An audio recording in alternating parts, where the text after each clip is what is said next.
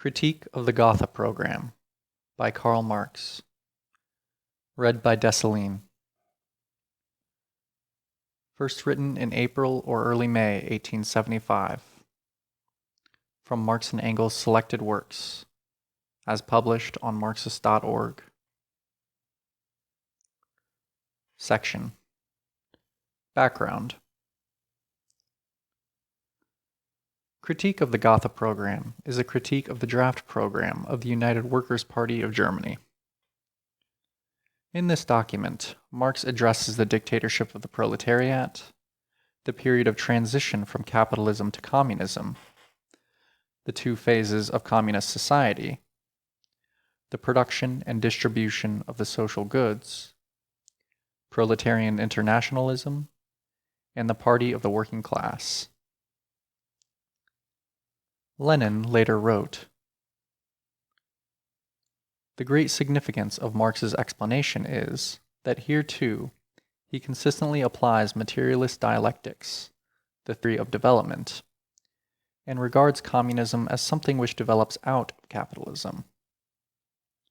Instead of scholastically invented, concocted definitions and fruitless disputes over words, i.e., what is socialism, what is communism, Marx gives analysis of what might be called the stages of economic maturity of communism."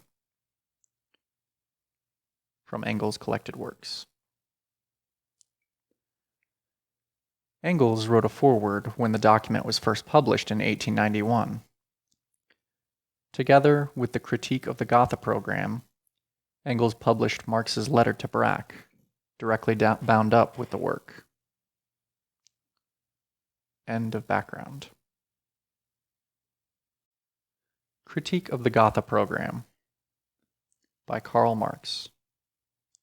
Foreword.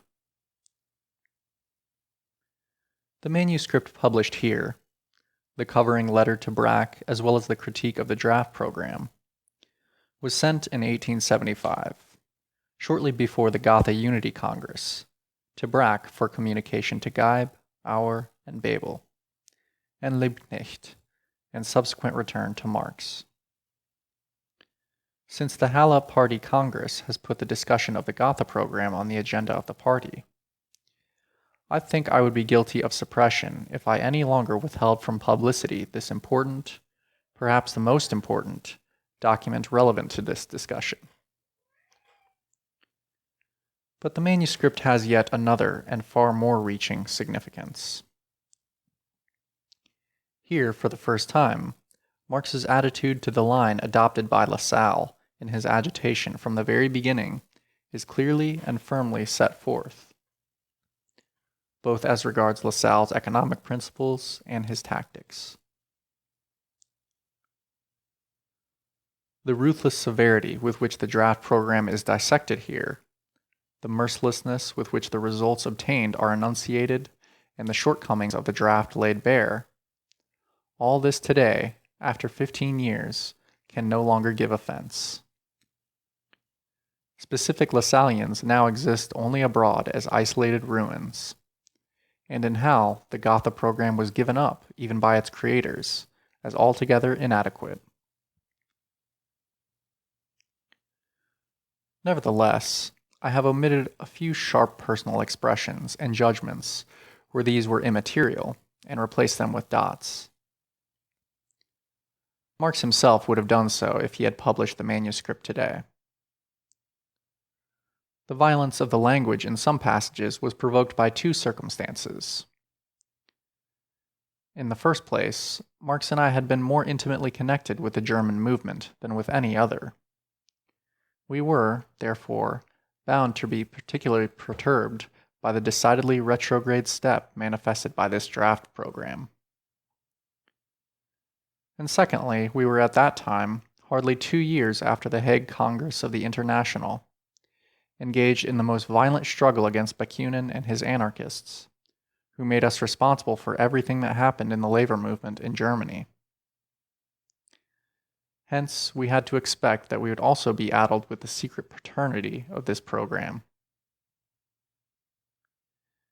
These considerations do not now exist, and so there is no necessity for the passages in question. For reasons arising from the press law, also, a few sentences have been indicated only by dots. Where I have had to choose a milder expression, this has been enclosed in square brackets. Otherwise, the text has been reproduced word for word. London, January 6th, 1891. Engels.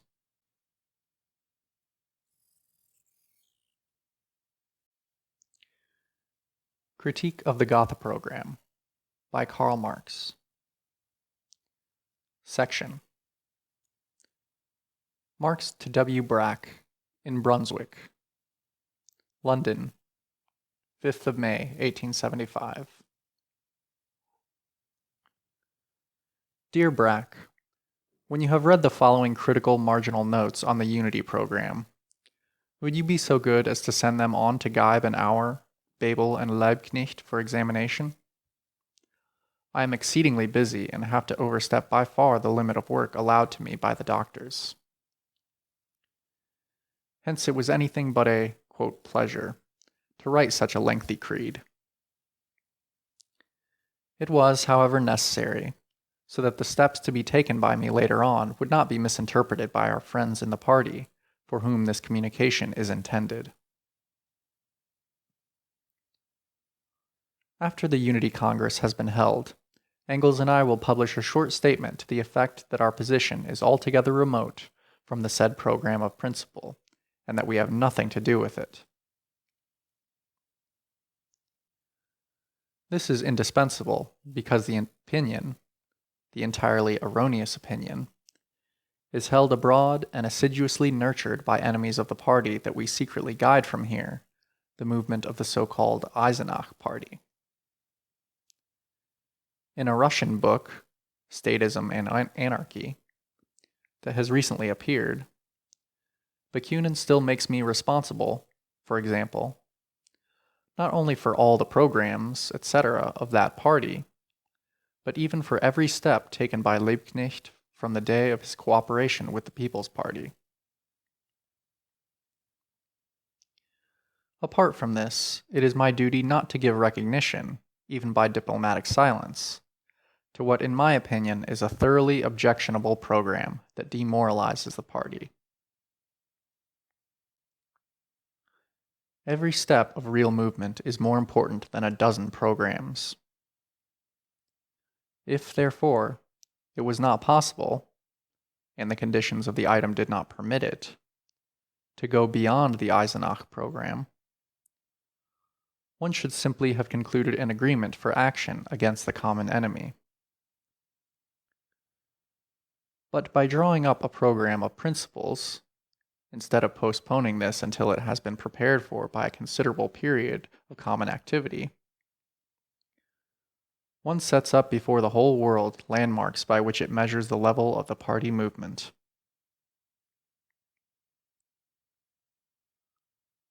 The Lassallean leaders came because circumstances forced them to. If they had been told in advance that there would have been haggling about principles, they would have had to be content with a program of action or a plan of organization for common action.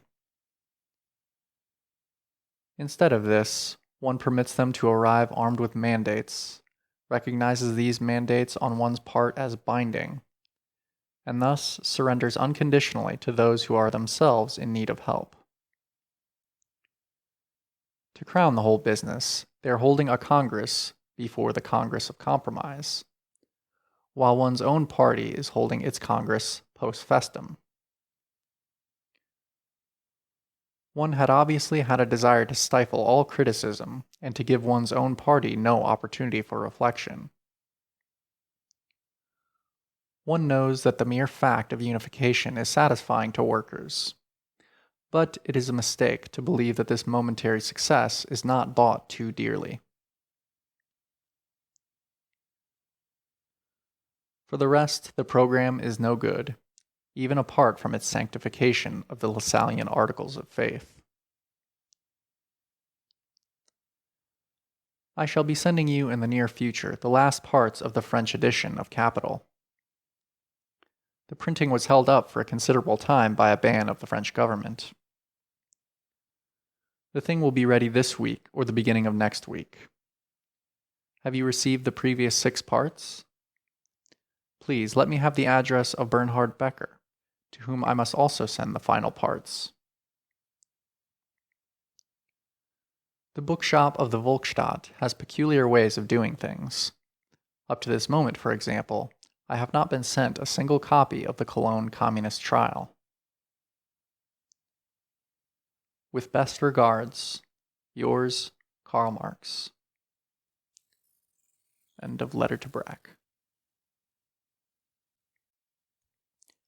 Critique of the Gotha Program by Karl Marx. Section. Engels' letter to August Bebel in Zwickau.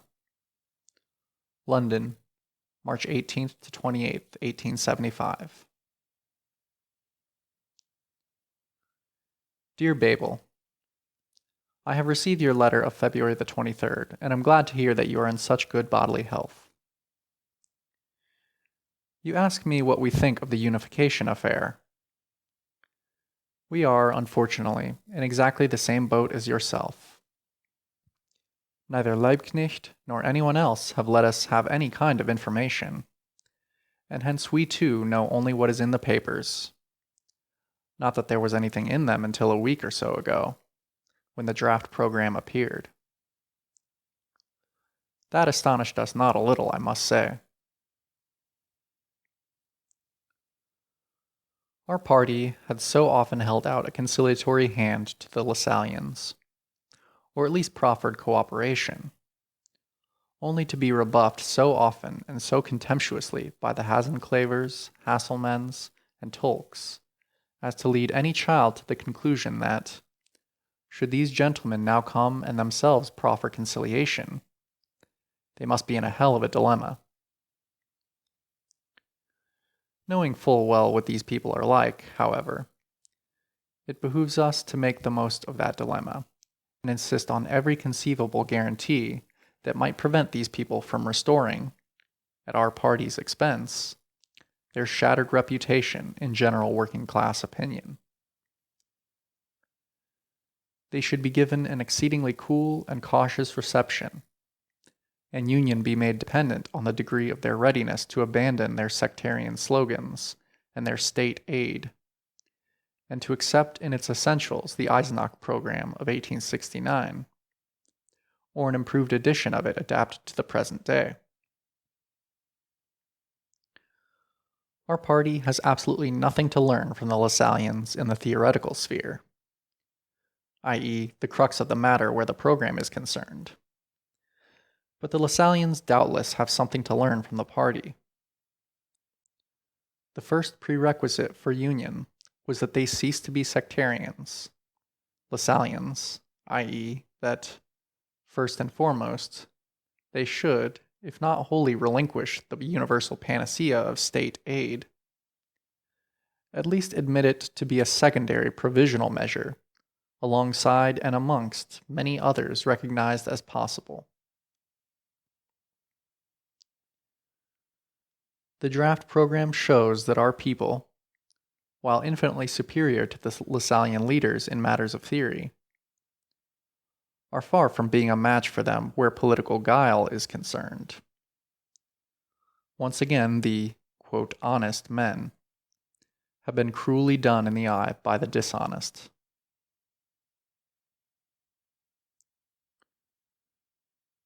To begin with, they adopt the high-sounding but historically false Lassallian dictum. In relation to the working class, all other classes are only one reactionary mass. This proposition is true only in certain exceptional instances. For example, in the case of a revolution by the proletariat, e.g. the Commune, or in a country in which not only has the bourgeoisie constructed state and society after its own image, but the democratic petty bourgeoisie, in its wake, has already carried that reconstruction to its logical conclusion. If, for instance, in Germany, the democratic petty bourgeoisie were part of this reactionary mass, then how does the Social Democratic Workers' Party have gone hand in hand with it, the People's Party, for years on end? How could the Volksstaat derive virtually all its political content from the petty bourgeois democratic Frankfurter Zeitung? And how can one explain the adoption in this same program of no less than 7 demands that coincide exactly and word for word with the program of the People's Party and of petty bourgeois democracy?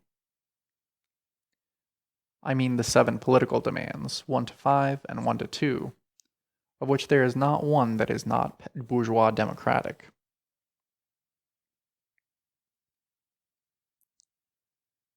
Secondly, the principle that the workers' movement is an international one is, to all intents and purposes, utterly denied in respect of the present, and this by men who, for the space of 5 years, and under the most difficult conditions, upheld that principle in the most laudable manner.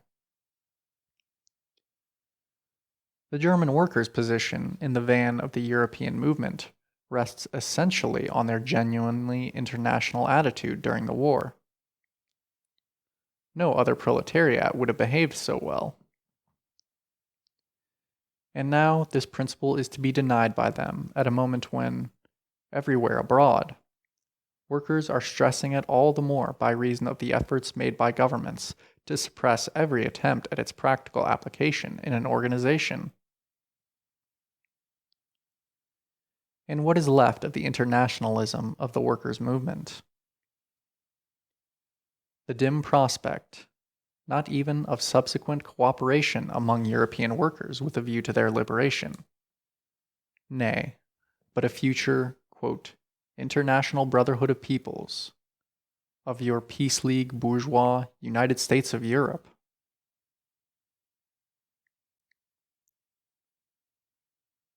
There was, of course, no need whatever to mention the International as such. But at the very least, there should have been no going back on the program of 1869, and some sort of statement to the effect that, though first of all, the German Workers' Party is acting within the limits set by its political frontiers, quote, it has no right to speak in the name of the European proletariat, especially when it says what it says is wrong. It is nevertheless conscious of its solidarity with the workers of all other countries, and will, as before, always be ready to meet the obligations that solidarity entails. Such obligations, even if one does not definitely proclaim or regard oneself as part of the international, consist, for example, in aid, abstention from blacklegging during strikes, making sure that the party organs keep German workers informed of the movement abroad, agitation against impending or incipient dynastic wars, and, during such wars, an attitude such as was exemplarily maintained in 1870 and 1871, etc.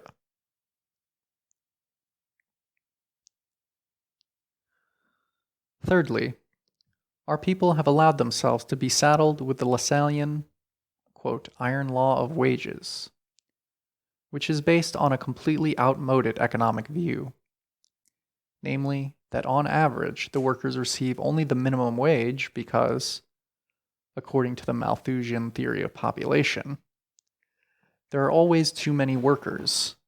Such was Lassalle's reasoning.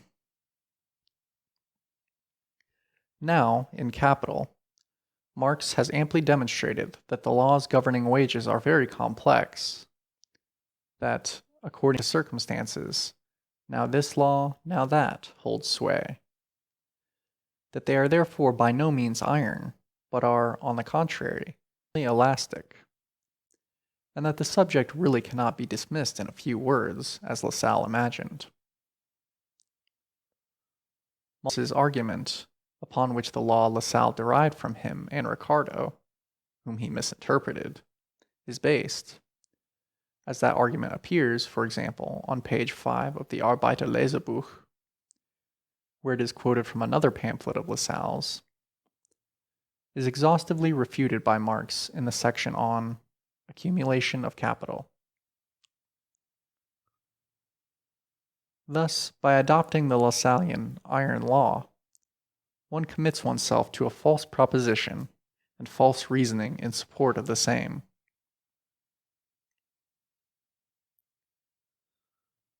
Fourthly, as its one and only social demand, the program puts forward Lassallean state aid in its starkest form, as stolen by Lassalle from Buchez.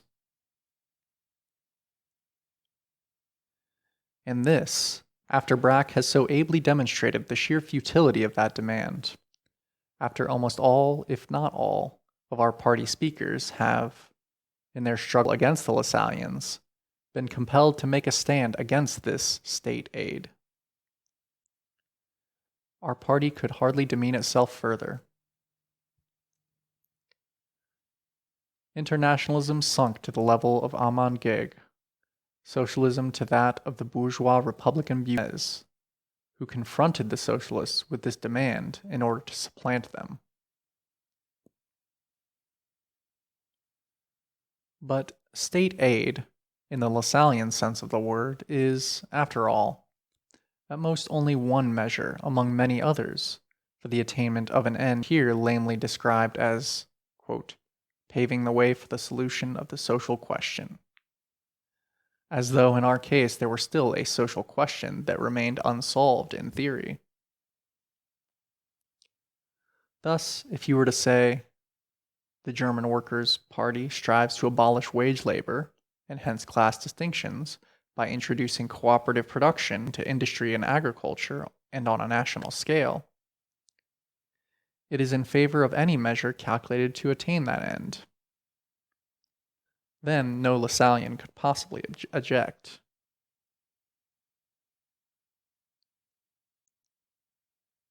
Fifthly, there is absolutely no mention of the organization of the working class as a class through the medium of trade unions.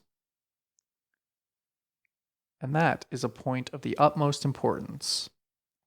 This being the proletariat's true class organization, in which it fights its daily battles with capital, in which it trains itself, and which nowadays can no longer simply be smashed, even with reaction at its worst, as presently in Paris. Considering the importance this organization is likewise assuming in Germany, it would, in our view, be indispensable to accord it some mention in the program, and, possibly, to leave some room for it in the organization of the party.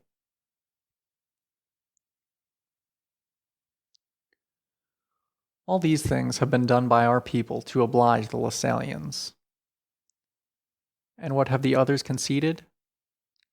That a host of somewhat muddled and purely democratic demands should figure in the program, some of them being of a purely fashionable nature, for instance, quote, legislation by the people, such as exists in Switzerland and does more harm than good, if it can be said to do anything at all. Quote, administration by the people, that would be at least something. Similarly omitted is the first prerequisite of all liberty, that all officials be responsible for all their official actions to every citizen, before the ordinary courts and in accordance with common law. That demands such as freedom of science and freedom of conscience figure in every liberal bourgeois program, and seem a trifle out of place here is something I shall not enlarge upon.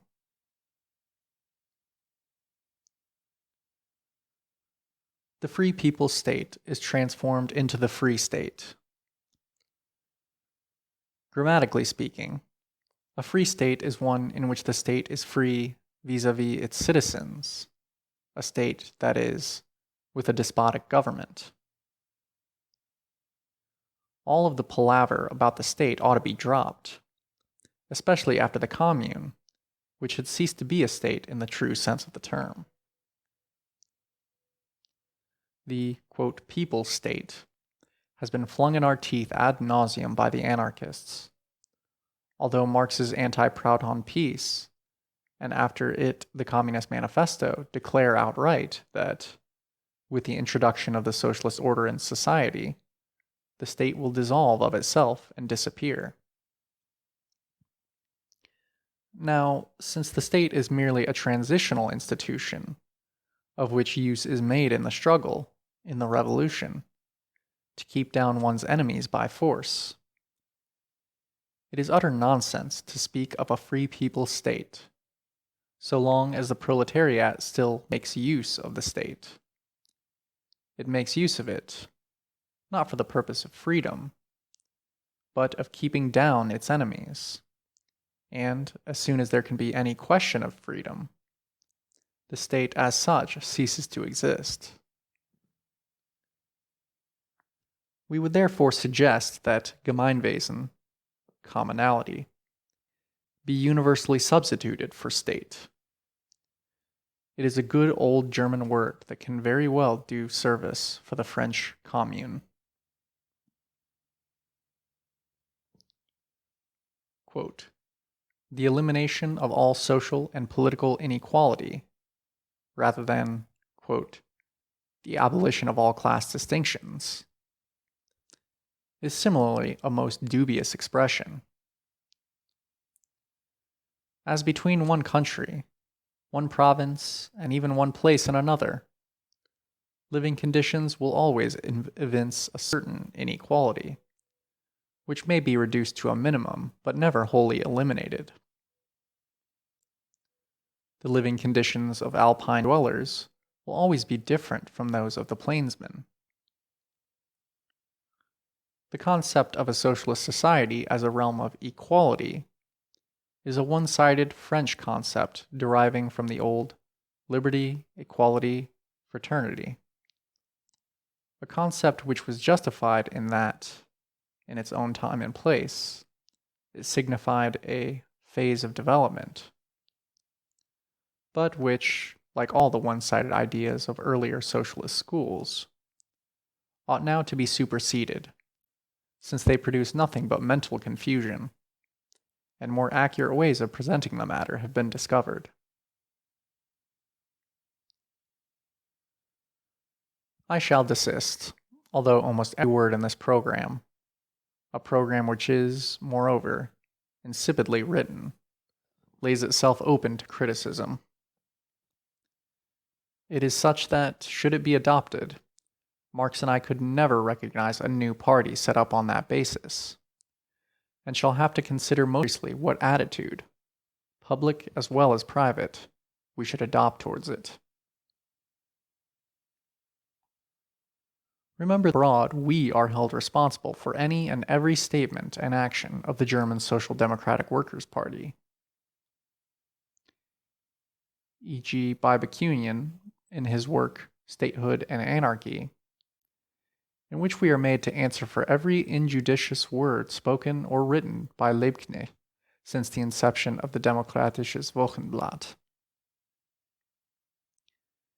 People imagine that we run the whole show from here, whereas you know, as well as I do, that we have hardly ever interfered in the least with internal party affairs, and then only in an attempt to make good, as far as possible, what we considered to have been blunders, and only theoretical blunders at that. But, as you yourself will realize, this program marks a turning point which may very well force us to renounce any kind of responsibility in regard to the party that adopts it.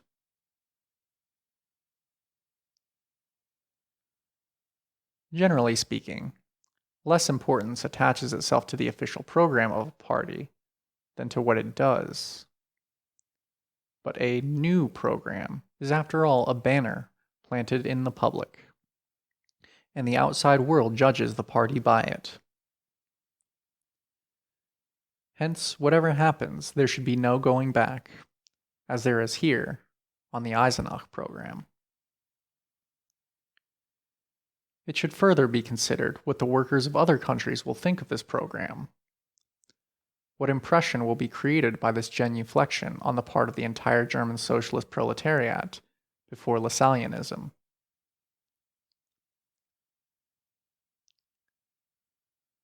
I am, moreover, convinced that a union on this basis would not last a year. Are the best minds of our party to descend to repeating parrot fashion Lassallean maxims concerning the iron law of wages and state aid? I'd like to see you, for one, thus employed. And were they to do so, their audiences would hiss them off the stage. And I feel sure that it is precisely on these bits of the program that the Lassalleans are insisting, like Shylock the Jew on his pound of flesh. The split will come, but we shall have, quote, made honest men, again, of Hasselmann, Hassenclever, and Tolk and company. We shall emerge from the split weaker, and the Lassalleans stronger. Our party will have lost its political virginity, and will never again be able to come out wholeheartedly against the Lassallean maxims, which for a time it inscribed on its own banner. And then, should the Lassalleans again declare themselves to be the sole and most genuine workers' party, and our people to be bourgeois, the program would be there to prove it. All the socialist measures in it are theirs, and our party has introduced nothing save the demands of that petty bourgeois democracy, which it has itself described in the same program as part of the, quote, reactionary mass.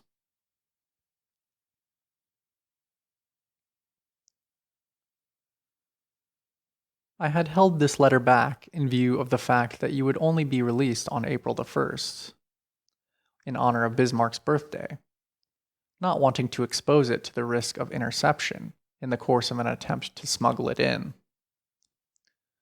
Well, I have just had a letter from Brack, who has also felt grave doubts about the program and asks for our opinion.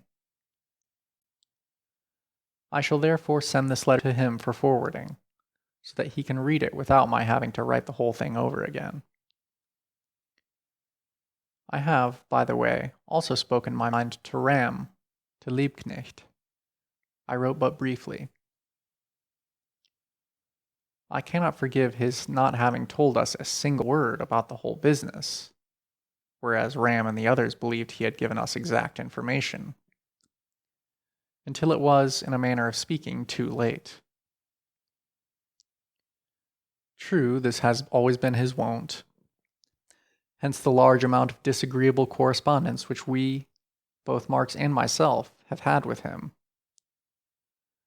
But this time it is really too bad, and we definitely shan't act in concert with him.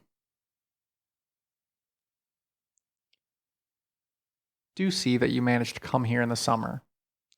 You would, of course, stay with me, and, if the weather is fine, we might spend a day or two taking sea baths, which would really do you good after your long spell in jail. Ever your friend, F.E. Frederick Engels. P.S. Marx has just moved house.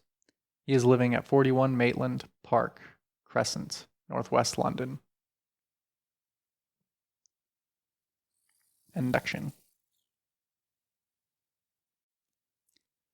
Critique of the Gotha Program by Karl Marx. Section. Part 1. 1. Quote. Labor is the source of all wealth and all culture. And since useful labor is possible only in society and through society, the proceeds of labor belong undiminished with equal right to all members of society. End quote. First part of the paragraph. Labor is the source of all wealth and all culture. Labor is not the source of all wealth. Nature is just as much the source of use values, and it is surely of such that material wealth consists, as labor. which itself is only the manifestation of a force of nature, human labor power. The above phrase is to be found in all children's primers, and is correct insofar as it is implied that labor is performed with the appertinent subjects and instruments. But a socialist program cannot allow such bourgeois phrases to pass over in silence, the conditions that alone give them meaning. And insofar as man from the beginning behaves towards nature, the primary source of all instruments and subjects of labor, as an owner treats her as belonging to him, his labor becomes the source of use values, therefore also of wealth. The bourgeois have very good grounds for falsely ascribing supernatural creative power to labor, since precisely from the fact that labor depends on nature, it follows that the man who possesses no other property than his labor power must, in all conditions of society and culture, be the slave of other men who have made themselves the owners of the material conditions of labor. He can only work with their permission, hence live only with their permission. Let us now leave the sentence as it stands, or rather limps. What could one have expected in conclusion? Obviously this. Quote, since labor is the source of all wealth, no one in society can appropriate wealth except as the product of labor. Therefore, if he himself does not work, he lives by the labor of others, and also acquires his culture at the expense of the labor of others. End quote. Instead of this, by means of the verbal river and since, a proposition is added in order to draw a conclusion from this and not from the first one. Second part of the paragraph. Quote, useful labor is possible only in society and through society. End quote. According to the first proposition, labor was the source of all wealth and all culture. Therefore, no society is possible without labor. Now we learn conversely that no, quote, useful labor is possible without society. One could just as well have said that only in society can useless and even socially harmful labor become a branch of gainful occupation, that only in society can one live by being idle, etc., etc. In short, one could just as well have copied the whole of Rousseau. And what is, quote, useful labor? Surely only labor which produces the intended useful result. A savage, and man was a savage after he had ceased to be an ape, who kills an animal with a stone, who collects fruit, etc., performs useful labor. Thirdly, the conclusion. Quote, useful labor is possible only in society and through society. The proceeds of labor belong undiminished with equal right to all members of society. End quote. A fine conclusion. If useful labor is possible only in society and through society, the proceeds of labor belong to society, and only so much therefrom accrues to the individual worker as is not required to maintain the condition of labor, society. In fact, this proposition has at all times been made use of by the champions of the state of society prevailing at any given time. First comes the claims of the government and everything that sticks to it, since it is the social organ for the maintenance of social order. Then comes the claims of the various kinds of private property, for the various kinds of private property are the foundations of society, etc. one sees that such hollow phrases are the foundations of society, etc. One sees that such hollow phrases can be twisted and turned as desired. The first and second parts of the paragraph have some intelligible connection only in the following wording. Quote, labor becomes the source of wealth and culture only as social labor. End quote. Or what is the same thing, in and through society. This proposition is incontestably correct, for although isolated labor, its material conditions presupposed, can create use value, it can create neither wealth nor culture. But equally incontestable is this other proposition. Quote, in proportion as labor develops socially, and becomes thereby a source of wealth and culture, poverty and destitution develop among the workers, and wealth and culture among the non-workers. End quote. This is the law of all history hitherto. What, therefore, had to be done here, instead of setting down general phrases about labor and society, was to prove concretely how, in present capitalist society, the material, etc., conditions have at last been created which enable and compel the workers to lift this social curse. In fact, however, the whole paragraph, bungled in style and content, is only there in order to inscribe the Lassallean catchword of the, quote, undiminished proceeds of labor, as a slogan at the top of the party banner. I shall return later to the proceeds of labor, equal right, etc., since the same thing recurs in a somewhat different form further on. 2. Quote, in present-day society, the instruments of labor are the monopoly of the capitalist class. The resulting dependence of the working class is the cause of misery and servitude in all forms. End quote. This sentence, borrowed from the rules of the International, is incorrect in this improved edition.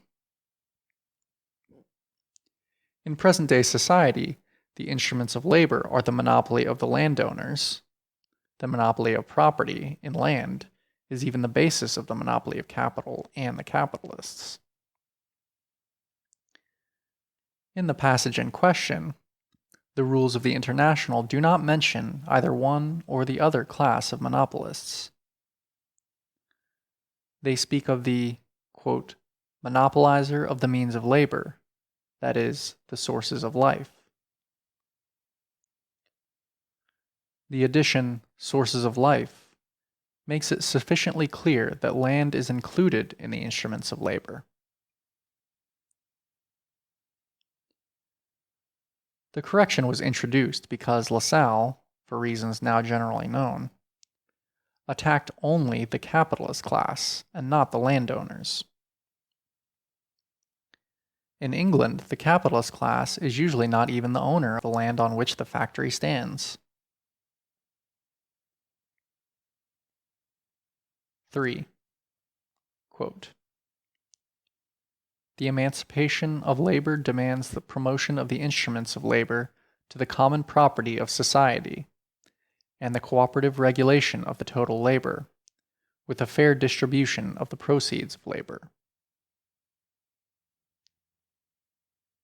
Quote, promotion of the instruments of labor to the common property, end quote, ought obviously to read their, quote, conversion into the common property, but this is only passing.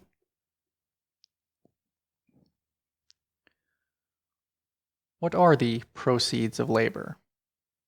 The product of the labor or its value? And in the latter case, is it the total value of the product or only that part of the value which labor has newly added to the value of the means of production consumed. Proceeds of labor is a loose notion which Lassalle has put in the place of definite economic conceptions. What is a, quote, fair distribution? Do not the bourgeois assert that the present-day distribution is fair? And is it not, in fact, the only, quote, fair distribution on the basis of the present-day mode of production? Are economic relations regulated by legal conceptions, or do not, on the contrary, legal relations arise out of economic ones? Have not also the socialist sectarians the most varied notions about, quote, fair distribution?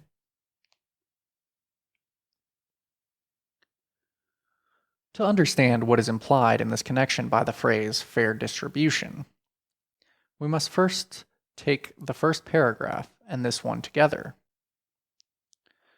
The latter presupposes a society wherein the instruments of labor are common property, and the total labor is cooperatively regulated. And from the first paragraph, we learn that, quote, the proceeds of labor belong undiminished with equal right to all members of society.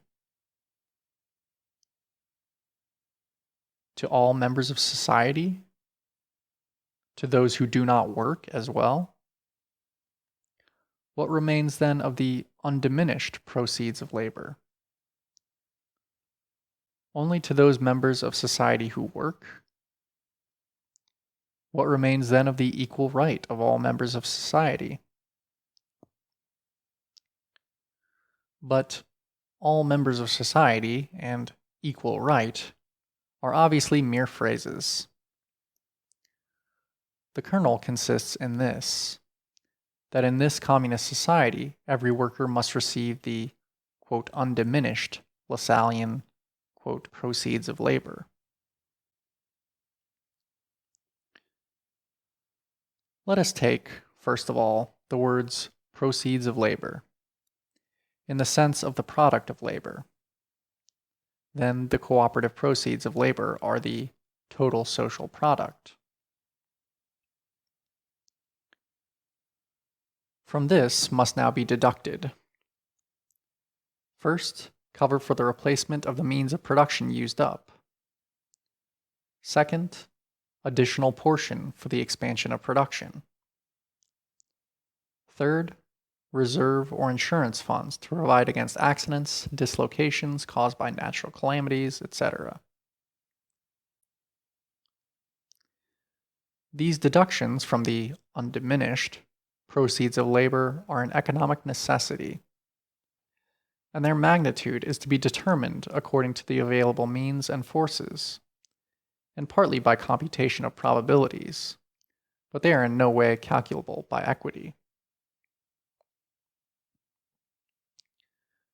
There remains the other part of the total product, intended to serve as means of consumption.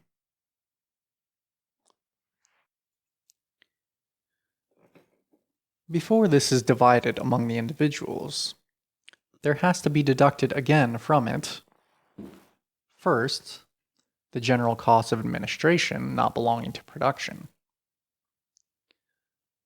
This part will, from the outset, be very considerably restricted in comparison with present-day society, and it diminishes in proportion as the new society develops. Second, that which is intended for the common satisfaction of needs, such as schools, health services, etc. From the outset, this part grows considerably in comparison with present-day society, and it grows in proportion as the new society develops. Third, funds for those unable to work, etc. In short, for what is included under so-called official poor relief today.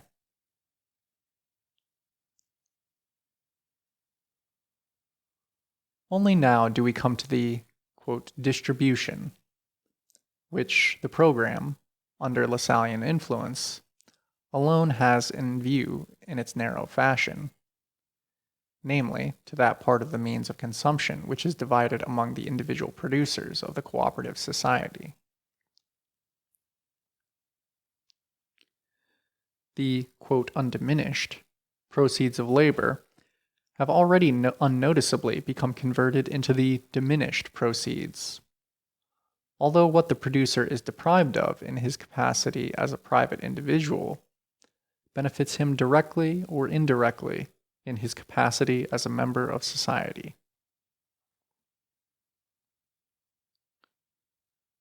Just as the phrase of the undiminished proceeds of labor has disappeared, so now does the phrase of the proceeds of labor disappear altogether.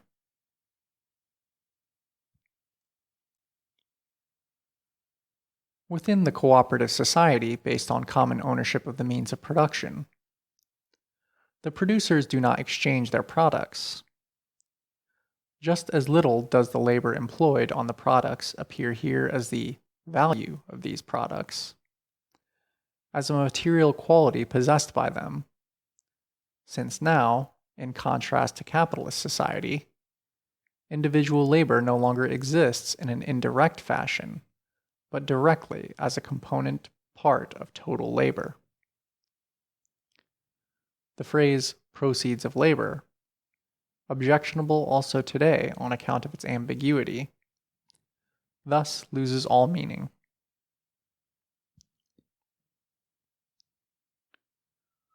What we have to deal with here is a communist society, not as it has developed on its own foundations, but on the contrary, just as it emerges from capitalist society, which is thus in every respect, economically, morally, and intellectually, still stamped with the birthmarks of the old society from whose womb it emerges. Accordingly, the individual producer receives back from society, after the deductions have been made, exactly what he gives to it. What he has given to it is his individual quantum of labor. For example, the social working day consists of the sum of the individual hours of work. The individual labor time of the individual producer is the part of the social working day contributed by him, his share in it. He receives a certificate from society that he has furnished such and such an amount of labor, after deducting his labor for the common funds. And with this certificate, he draws from the social stock of means of consumption as much as the same amount of labor cost. The amount of labor which he has given to society in one form, he receives back in another.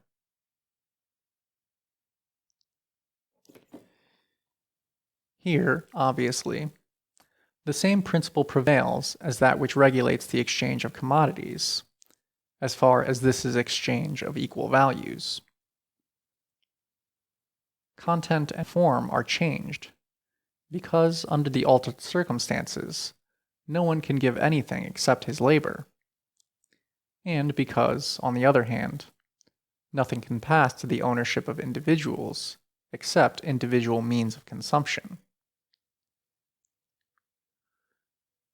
But as far as the distribution of the latter among the individual producers is concerned, the same principle prevails as in the exchange of commodity equivalents.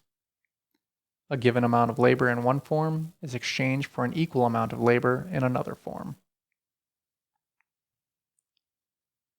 Hence, equal right here is still in principle bourgeois right, although principle and practice are no longer at loggerheads, while the exchange of equivalents in commodity exchange exists only on the average and not in the individual case.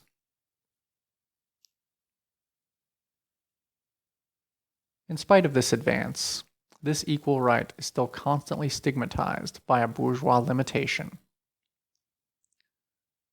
The right of the producers is proportional to the labor they supply, The equality consists in the fact that measurement is made with an equal standard, labor.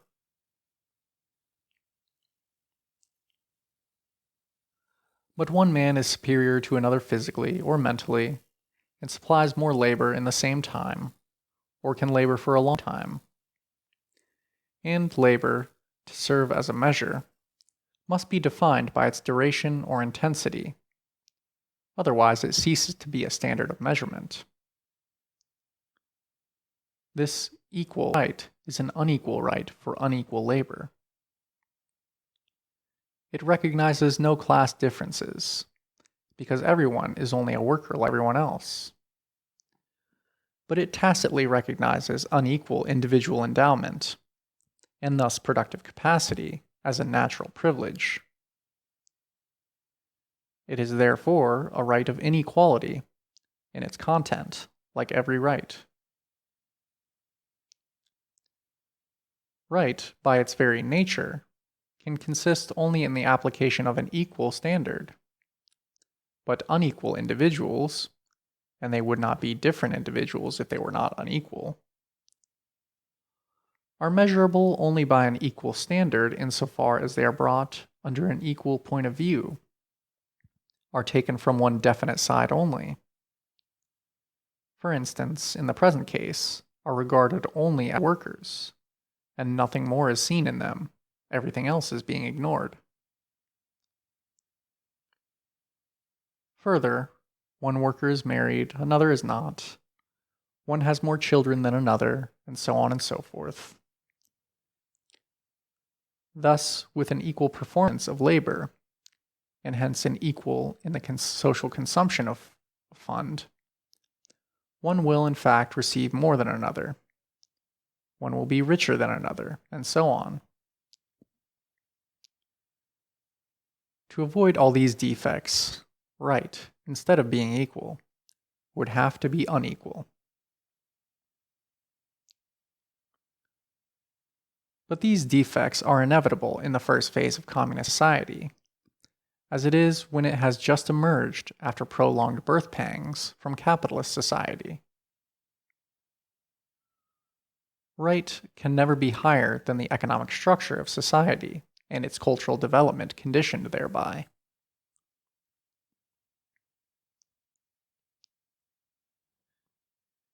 In a higher phase of communist society, after the enslaving subordination of the individual to the division of labor, and therewith also the antithesis between mental and physical labor has vanished.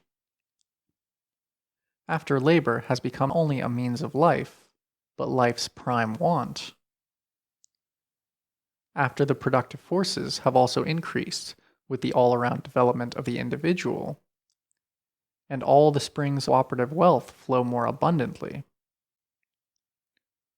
Only then can the narrow horizon of bourgeois right be crossed in its entirety, and society inscribe on its banners, from each according to his ability, to each according to his needs.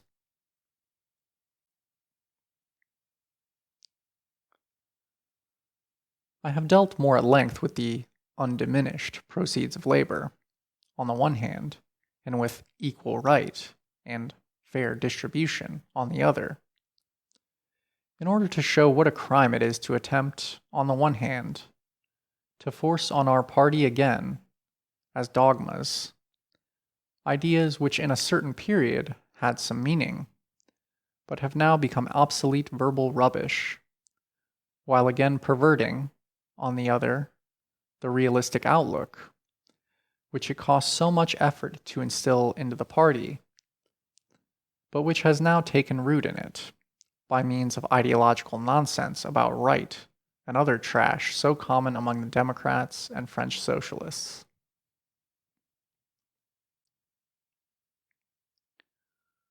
Quite apart from the analysis so far given, it was in general a mistake to make a fuss about so-called distribution and put the principal stress on it. Any distribution whatever of the means of consumption is only a consequence of the distribution of the conditions in themselves. The latter distribution, however, is a feature of the mode of production itself. The capitalist mode of production, for example, rests on the fact that the material conditions of production are in the hands of non-workers in the form of property in capital and land, while the masses are only owners of the personal condition of production, of labor power. If the elements of production are so distributed, then the present-day distribution of the means of consumption results automatically. If the material conditions of production are the cooperative property of themselves, then there likewise results a distribution of the means of consumption different from the present one. Vulgar socialism, and from it in turn a section of the Democrats, has taken over from the bourgeois economists the consideration and treatment of distribution as independent of the mode of production, and hence the presentation of socialism as turning principally on distribution. After the real relation has long been made clear, why retrogress again?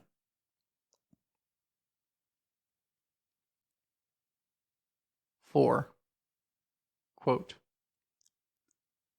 the emancipation of labor must be the work of the working class, relative to which all other classes are only one reactionary mass.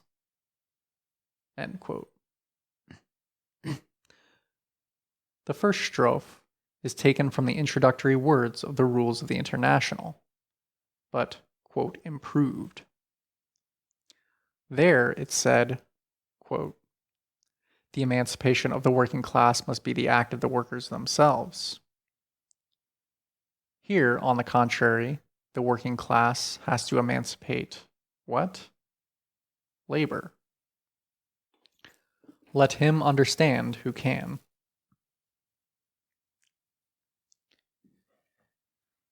In compensation, the antistrophe, on the other hand, is a Lassallean quotation of the first water, quote, relative to which, the working class, all other classes are only one reactionary mass. End quote.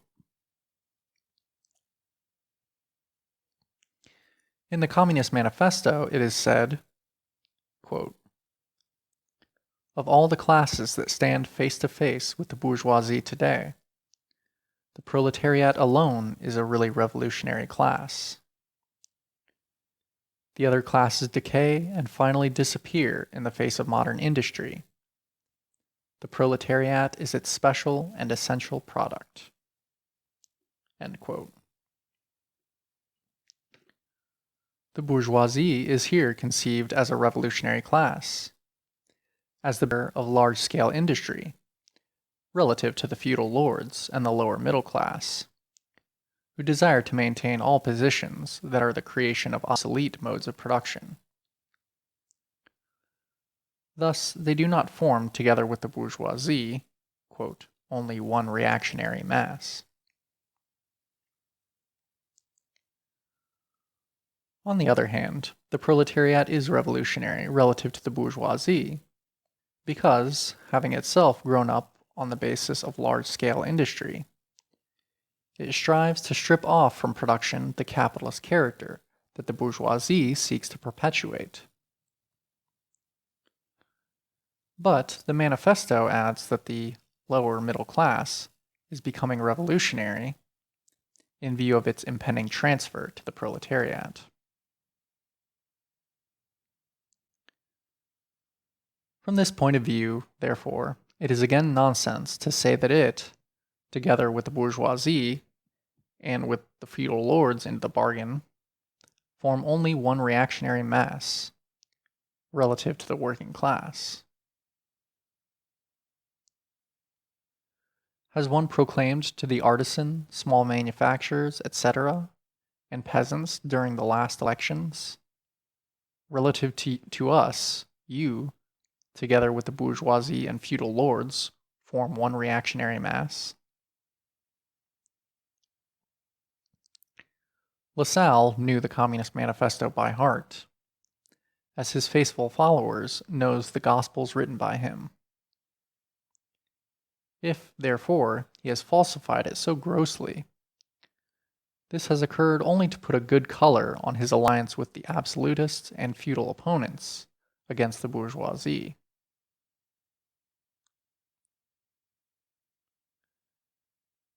In the above paragraph, moreover, his oracular saying is dragged in by main force without any connection with the botched quotation from the rules of the International. Thus, it is simply an impertinence, indeed not at all displeasing to Herr Bismarck, one of those cheap pieces of insolence in which the Marat of Berlin deals. Marat of Berlin is a reference to Hasselmann, chief editor of the Neue Sozialdemokrat.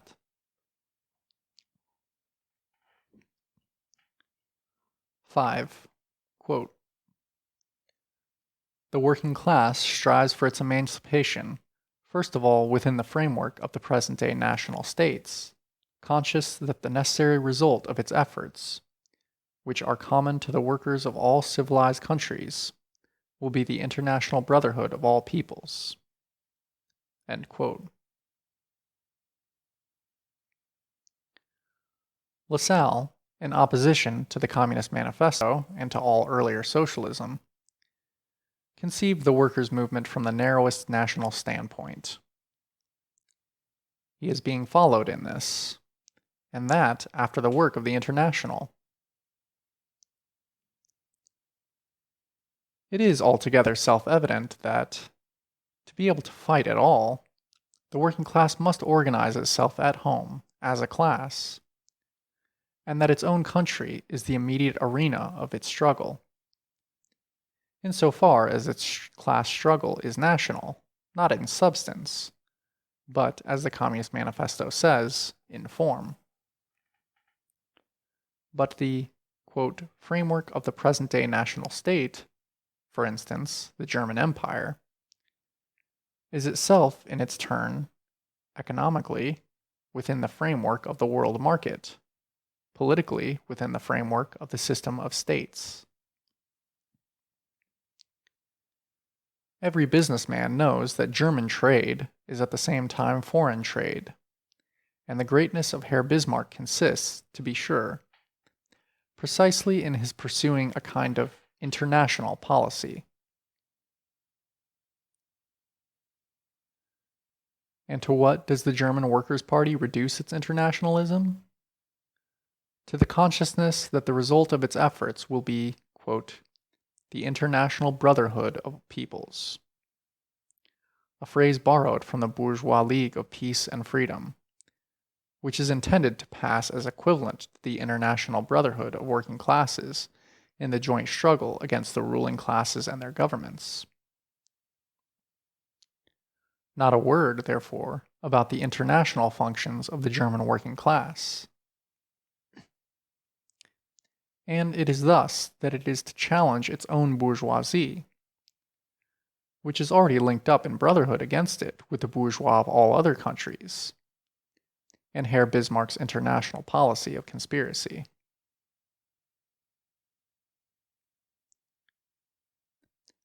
In fact, the internationalism of the program stands even infinitely below that of the Free Trade Party. The latter also asserts that the result of its efforts will be, quote, the international brotherhood of all peoples.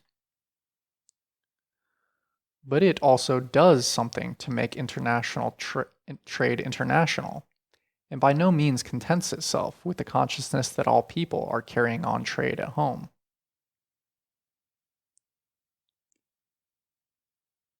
The international activity of the working classes does not in any way depend on the existence of the International Workingmen's Association.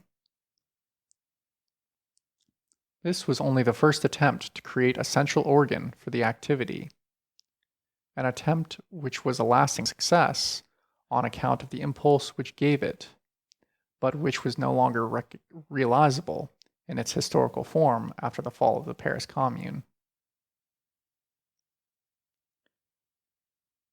Bismarck's Norddeutsche was absolutely right when it announced, to the satisfaction of its master, that the German Workers' Party had sworn off internationalism in the new program. End of Part 1. Critique of the Gotha Program by Karl Marx. Section. Part 2. Quote, starting from these basic principles, the German Workers' Party strives by all legal means for the free state and socialist society, that abolition of the wage system altogether, with the iron law of wages, and exploitation in every form, the elimination of all social and political inequality. End quote. I shall return to the, quote, free state later. So, in the future, the German Workers' Party has got to believe in Lassalle's iron law of wages. That this may not be lost, the nonsense is perpetrated of speaking of the, quote, abolition of the wage system. It should read system of wage labor, quote, together with the iron law of wages. If I abolish wage labor, then naturally I abolish its laws also, whether they are of iron or sponge. But Lassalle's attack on wage labor turns almost solely on this so-called law. In order, therefore, to prove that Lassalle's sect has conquered, the wage system must be abolished together with the iron law of wages, and not without it. It is well known that nothing of the iron law of wages, except Lassalle's, is Lassalle's, except the word iron, borrowed from Goethe's great eternal iron laws. The word iron is a label by which the true believers recognize one another. But if I take the law with Lassalle's stamp on it, and consequently in his sense, then I must also take it with his substantiation for it. And what is that? As Lang also showed, shortly after Lassalle's death, it is the Malthusian theory of population, preached by Lang himself. But if this theory is correct, then again I cannot abolish the law even if I abolish wage labor 100 times over. Because the law then governs not only the system of wage labor, but every social system. Basing themselves directly on this, the economists have been proving for 50 years and more that socialism cannot abolish poverty, which has its basis in nature, but can only make it general, distribute it simultaneously over the whole surface of society. But all this is not the main thing. Quite apart from the false Lassallean formulation of the law, the truly outrageous retrogression consists in the following. Since Lassalle's death, there has asserted itself in our party the scientific understanding that wages are not what they appear to be, namely the value or price of labor, but only a masked form for the value or price of labor power. Thereby, the whole bourgeois conception of wages hitherto, as well as all the criticism hitherto directed against this conception, was thrown overboard once and for all. It was made clear that the wage worker has permission to work for his own subsistence, that is, to live, only insofar as he works for a certain time gratis for the capitalist, and hence also for the latter's co-consumers of surplus value. That the whole capitalist system of production turns on the increase of this gratis labor by extending the working day, or by developing the productivity, that is, increasing the intensity or labor power, etc. That, consequently, the system of wage labor is a system of slavery, and indeed of a slavery which becomes more severe in proportion as the social productive forces of labor develop, whether the worker receives better or worse payment. And after this understanding has gained more and more ground in our party, some return to Lassalle's dogma, although they must have known that Lassalle did not know what wages were, but following in the wake of the bourgeois economists, took the appearance for the essence of the matter. It is as if among slaves who have at last got behind the secret of slavery and broken out in rebellion, a slave still in thrall to obsolete notions were to inscribe on the program of the rebellion, slavery must be abolished because the feeding of the slaves in the system of slavery cannot exceed a certain low maximum. Does not the mere fact that the representatives of our party were capable of perpetrating such a monstrous attack on the understanding that has spread among the mass of our party prove, by itself, with what criminal levity and with what lack of conscience they set to work in drawing up this compromise program? Instead of the indefinite concluding phrase of the paragraph, quote, "the elimination of all social and political inequality,"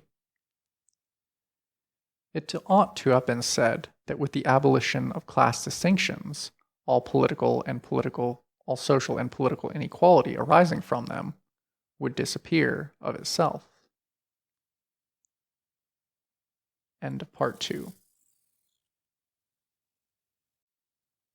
Critique of the Gotha Program by Karl Marx. Part 3. Quote, "The German Workers' Party, in order to pave the way to the solution of the social question, demands the establishment of producers' cooperative societies with state aid under the democratic control of the toiling people.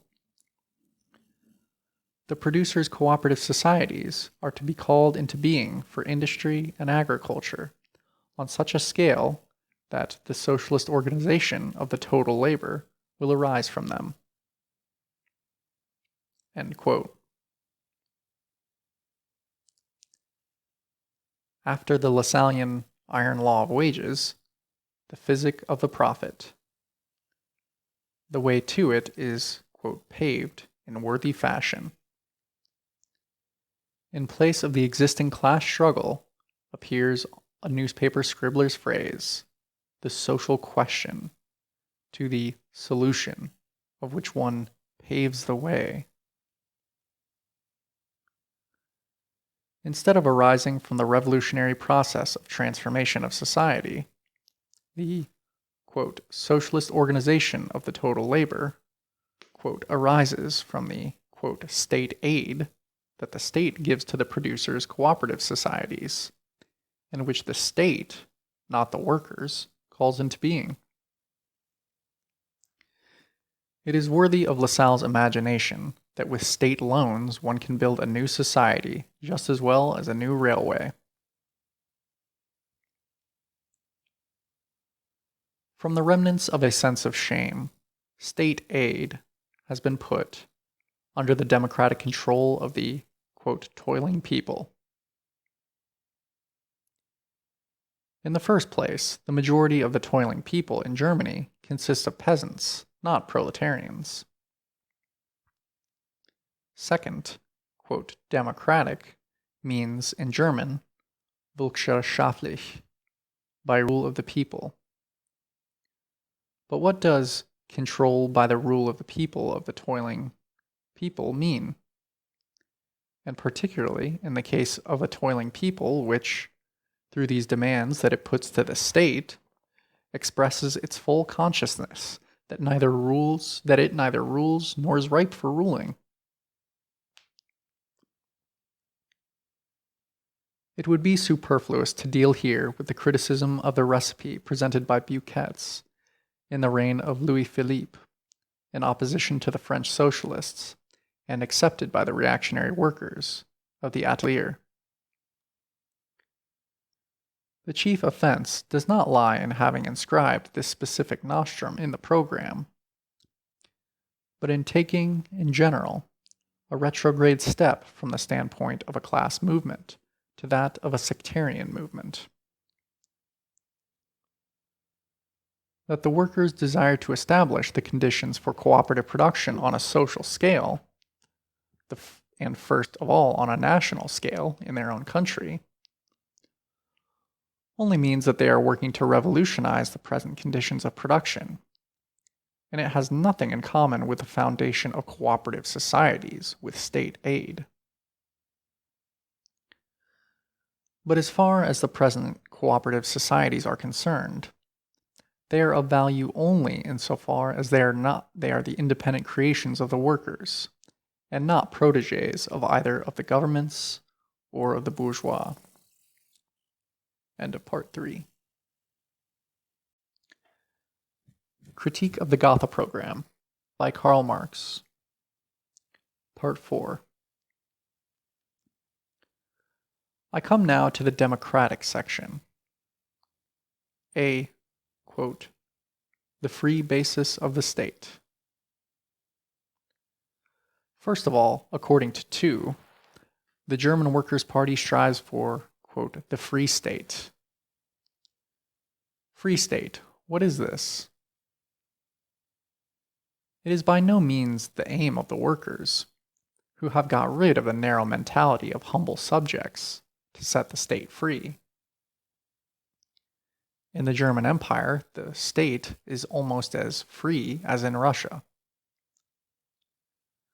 Freedom consists in converting the state from an organ superimposed upon society into one completely subordinate to it. And today, too, the forms of state are more or less free to the extent that they restrict the, quote, freedom of the state.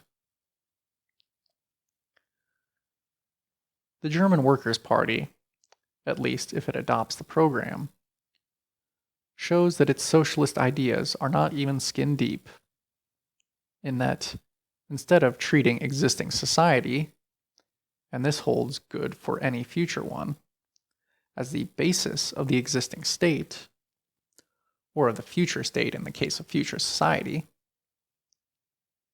it treats the state rather as an independent entity that possesses its own intellectual, ethical, and libertarian bases. And what of the riotous misuse which the program makes of the words present-day state, present-day society, and of the still more riotous misconception it creates in regard to the state to which it addresses its demands? Present-day society is capitalist society, which exists in all civilized countries, more or less free from medieval admixture, more or less modified by the particular historical development of each country more or less developed. On the other hand, the present-day state changes with the country's frontier. It is different in the Prusso-German Empire from what it is in Switzerland, and different in England from what it is in the United States. The present-day state is therefore a fiction. Nevertheless, the different states of the different civilized countries, in spite of their more motley diversity of form, all have this in common, that they are based on modern bourgeois society, only one more or less capitalistically developed. They have, therefore, also certain essential characteristics in common. In this sense, it is impossible to speak of the present-day state, in contrast with the future, in which its present root, bourgeois society, will have died off. The question then arises, what transformation will the state undergo in communist society? In other words, what social functions will remain in existence there that are analogous to present-day state functions? This question can only be answered scientifically, and one does not get a flea-hop near to the problem by a thousand-fold combination of the word people with the word state.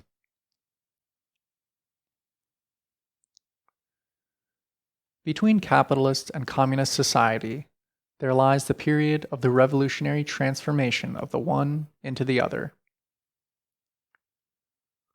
Corresponding to this is also a political transition period, in which the state can be nothing but the revolutionary dictatorship of the proletariat. Now, the program does not deal with this, nor with the future state of communist society. Its political demands contain nothing beyond the old democratic litany familiar to all: universal suffrage, direct legislation, popular rights, a people's militia, etc. They are a mere echo of the bourgeois People's Party, of the League of Peace and Freedom. They are all demands which, insofar as they are not exaggerated in fantastic presentation, have already been realized. Only the state to which they belong does not lie within the borders of the German Empire, but in Switzerland, the United States, etc. This sort of state of the future is a present-day state, although existing outside the framework of the German Empire. But one thing has been forgotten. Since the German Workers' Party expressly declares that it acts within the present-day national state, hence within its own state, the Prusso-German Empire, its demands would indeed be otherwise largely meaningless, since one only demands what one has not got. It should not have forgotten the chief thing, namely, that all those pretty little gewgaws rest on the recognition of the so-called sovereignty of the people, and hence are appropriate only in a democratic republic.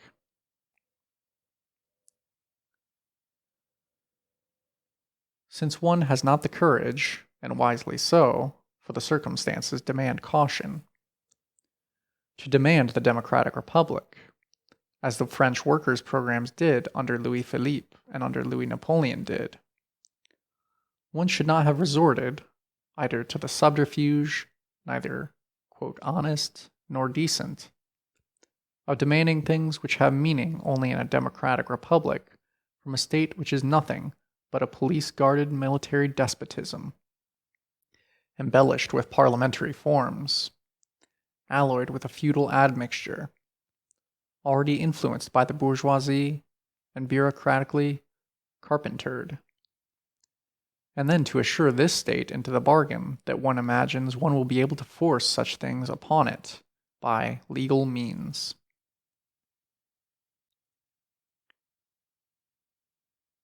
Even vulgar democracy, which sees the millennium in the democratic republic, and has no suspicion that it is precisely in this last form of state of bourgeois society that the class struggle has to be fought out to a conclusion. Even it towers mountains above this kind of democratism, which keeps within the limits of what is permitted by the police and not permitted by logic. That, in fact, by the word state is meant the government machine, or the state insofar as it forms a special organism separated from society through division of labor, is shown by the words, quote, the German Workers' Party demands as the economic basis of the state a single progressive income tax, end quote, etc. Taxes are the economic basis of the government machinery, and of nothing else. In the state of the future, existing in Switzerland, this demand has pretty well fulfilled. Income tax presupposes various sources of income of the various social classes, and hence capitalist society.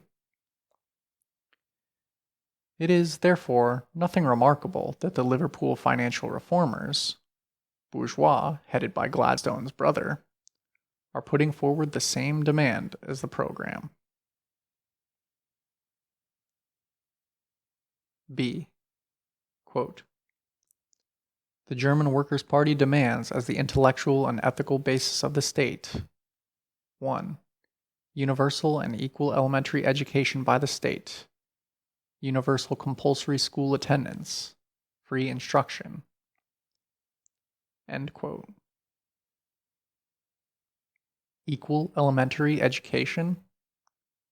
What idea lies behind these words?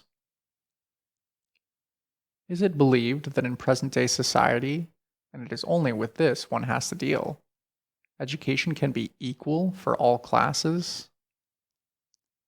Or is it demanded that the upper classes also shall be compulsorily reduced to the modicum of education, the elementary school, that alone is compatible with the economic conditions, not only of the wage workers, but of the peasants as well? Quote, universal compulsory school attendance, free instruction. End quote. The former exists even in Germany, the second in Switzerland, and in the United States in the case of elementary schools.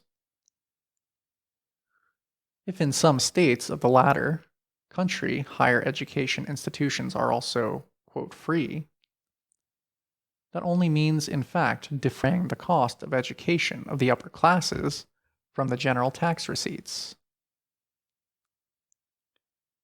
Incidentally, the same holds good for, quote, free administration of justice, demanded under A5.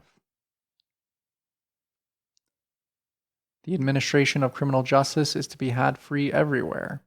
That of civil justice is concerned almost exclusively with conflicts over property, and hence affects almost exclusively the possessing classes.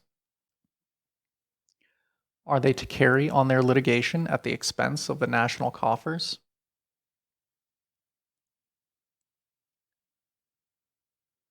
This paragraph on the schools should at least have demanded technical schools, theoretical and practical, in combination with the elementary school. Elementary education by the state is altogether objectionable. Defining by a general law the expenditures on the elementary schools, the qualifications of the teaching staff, the branches of instruction, etc., and, as is done in the United States, supervising the fulfillment of these legal specifications by state inspectors, is a very different thing from appointing the state as the educator of the people. Government and church should rather be equally excluded from any influence on the school. Particularly, indeed, in the Prusso-German Empire, and one should not take refuge in the rotten subterfuge that one is speaking of a state of the future. We have seen how matters stand in this respect. The state has need, on the contrary, of a very stern education by the people.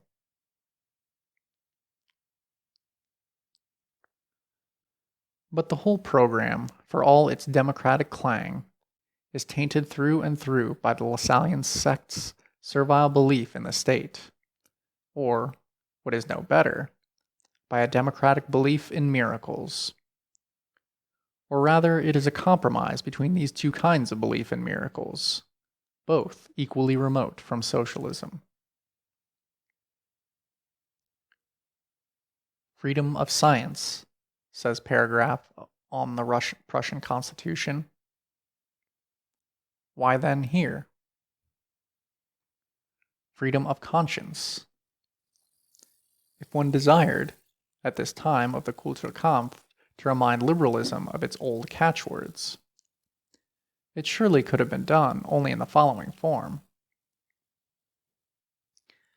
Everyone should be able to attend his religious as well as his bodily needs without the police sticking their noses in. But the Workers' Party ought, at any rate in this connection, to have expressed its awareness of the fact that the bourgeois freedom of conscience is nothing but the toleration of all possible kinds of religious freedom of conscience, and that for its part it endeavors rather to liberate the conscience from the witchery of religion. But one chooses not to transgress the bourgeois level. I have now come to the end, for the appendix that now follows in the program does not constitute a characteristic component part of it. Hence, I can be very brief. End of section. End of critique of the Gotha program.